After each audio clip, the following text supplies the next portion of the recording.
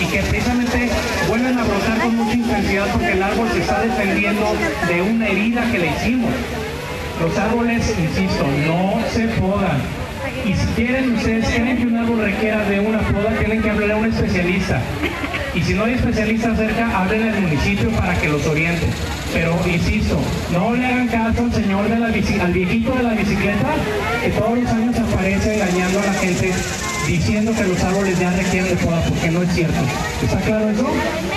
Esos señores de las bicicletas son los que han provocado grandes daños al arbolado urbano de esta ciudad.